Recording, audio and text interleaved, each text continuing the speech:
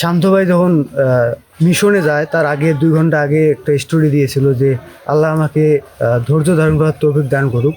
আর সবচেয়ে বড় কথা হচ্ছে তার ওয়াইফ 4 বছর 4 মাসের আন্তঃসত্ত্বা।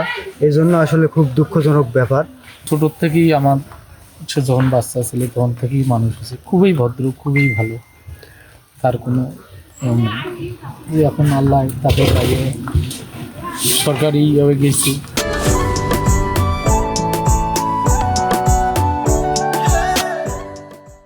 যা তার একটা দুর্ঘটনা, অ্যাক্সিডেন্টে মারা গেছে।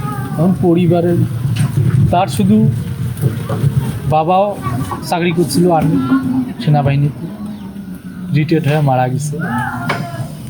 এখন ওনার বড় ভাইও আছে সেনাবাহিনীতে।